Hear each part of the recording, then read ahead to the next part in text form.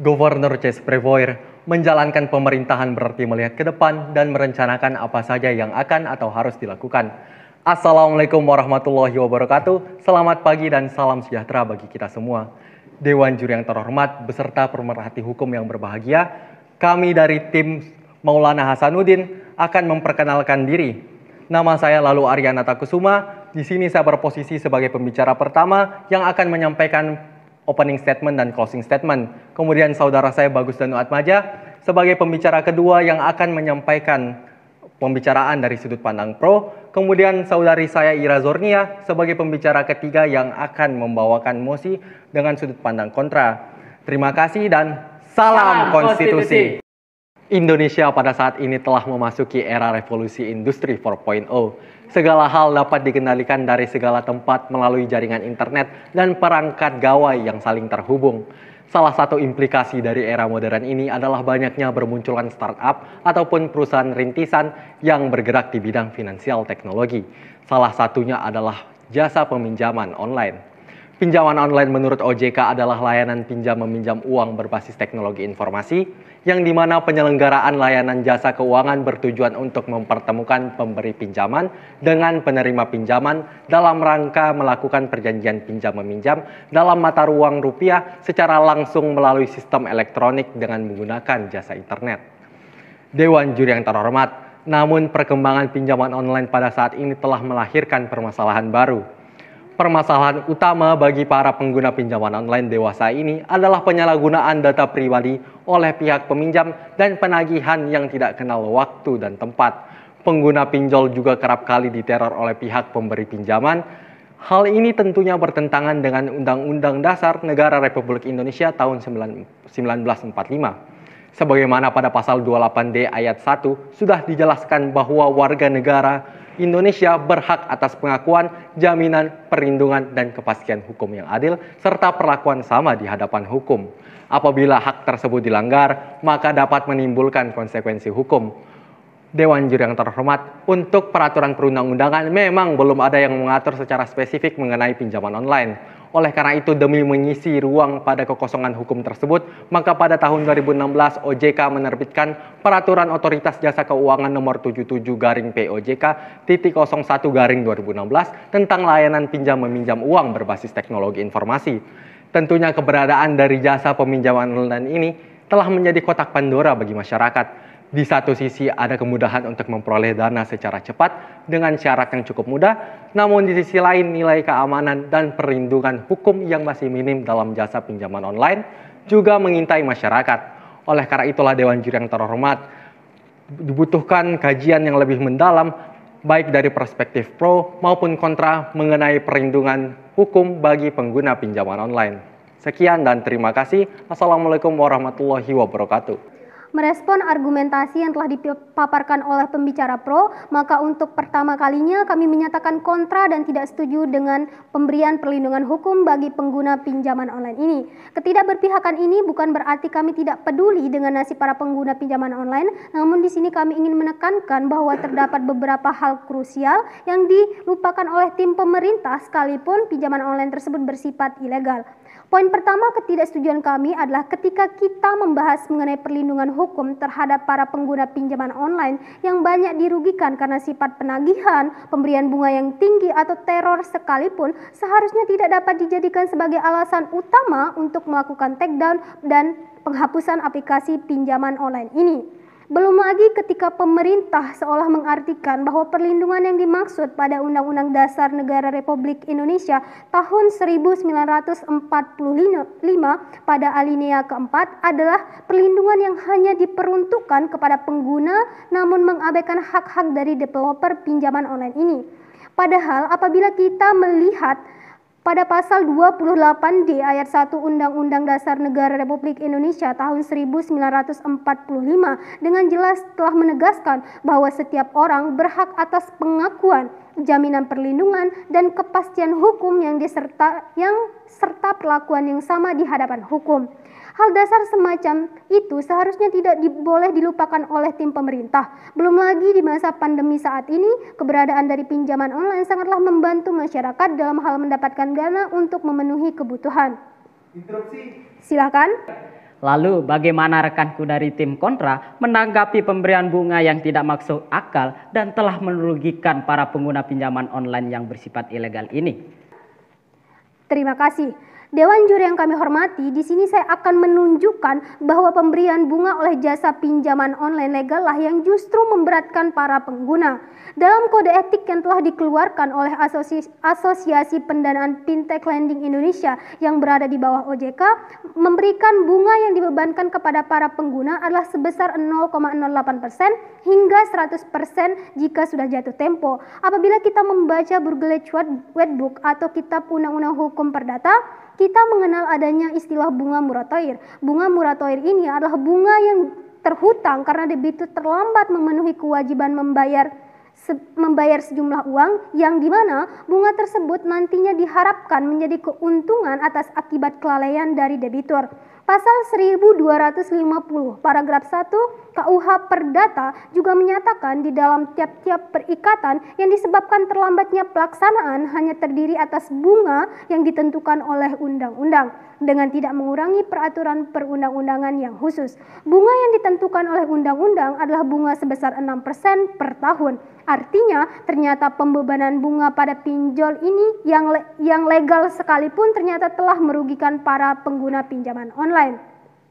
Argumentasi kedua kami tidak setuju adalah Dewan Juri yang kami hormati. Seperti yang kita ketahui, sebuah perjanjian dalam hal apapun tidak akan pernah terjadi tanpa adanya kesepakatan antara dua pihak. Sama halnya dengan penggunaan aplikasi pinjaman online ini. Seperti misalnya ketika pengguna baru memasuki menu pendaftaran, maka pengguna akan disuguhkan pada ketentuan-ketentuan yang harus dipatuhi.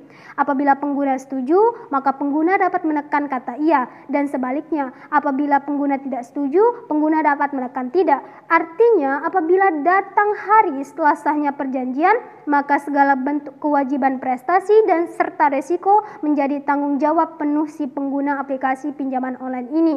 Maka untuk menghindari hal-hal yang dikhawatirkan seperti mana yang disampaikan oleh argumentasi pro, maka di sini kami akan memberikan solusi berupa pemerintah tidak perlu melakukan takedown pada aplikasi pinjaman online yang masih bersifat ilegal, melainkan pemerintah haruslah memberikan kemudahan regulasi dalam hal proses pendaftaran kepada para developer. Mengingat proses pendaftaran yang rumit merupakan hal utama mengapa beberapa developer memilih untuk bergerak dengan cara yang ilegal. Hal ini kami tujukan agar nantinya semakin banyak layanan penjaminan uang yang berbasis teknologi peer-to-peer lending yang bisa dipilih oleh masyarakat guna membantu kemajuan perekonomian di masa pandemi saat ini. Sekian, terima kasih. Wassalamualaikum warahmatullahi wabarakatuh.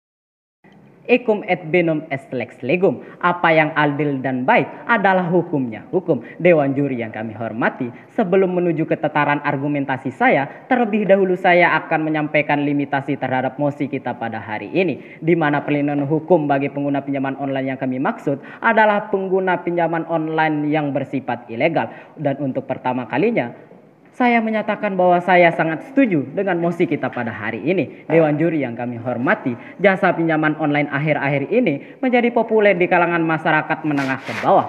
Pinjaman online ini diartikan sebagai jenis pinjaman yang cukup diajukan secara online melalui aplikasi ponsel tanpa perlu tatap muka. Banyaknya permintaan dari kalangan para konsumen telah membuat menjamurnya jasa-jasa pinjaman online baru. Mudahnya melakukan transaksi membuat masyarakat makin tergiur dengan pinjaman serba mudah dan cepat ini. Hanya cukup menyertakan data diri dan beberapa persyaratan lain, maka dana pinjaman akan cair dalam beberapa waktu menit ke depan. Sayangnya Dewan Juri yang kami hormati, kehadiran pinjaman online terutama pinjaman online ilegal ini telah menimbulkan banyak problem terutama dari sisi perlindungan konsumen, bahkan sudah memakan korban kematian. Pada bulan Februari tahun 2019 lalu, seorang supir taksi berinisial Z nekat mengakhiri hidupnya setelah terjerat utang dengan aplikasi pinjaman online ilegal sebesar Rp500.000 setelah korban diteror dengan cara-cara penagihan yang tidak proporsional. Peristiwa ini tentu menjadi sinyal bahaya terhadap para konsumen dan harus menjadi perhatian bagi pemerintah. Selayaknya perkembangan industri yang berbasis teknologi dapat memberikan kemudahan dan keamanan kepada konsumen.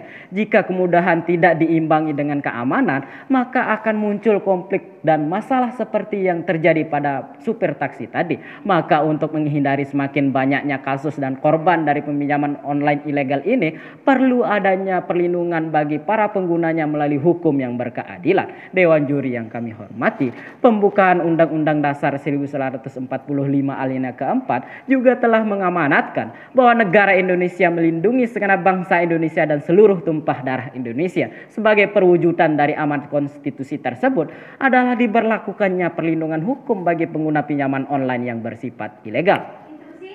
Silahkan. Tim Pro, apakah urgensi dari perlindungan hukum bagi pengguna pinjaman online? Terima kasih. Dewan Juri yang kami hormati, kenapa kemudian para peminjam online ini yang peminjam online ilegal ini yang harus kita lindungi adalah berdasarkan data dari LBH Jakarta tahun 2018 terdapat 195 korban yang notabene-nya itu meminjam pinjaman online ilegal. Korban mengalami berbagai macam teror, mulai dari pengancaman pembunuhan, menyebarkan identitas korban, penagihan yang tidak profesional, dan pemberian bunga yang tidak masuk akal.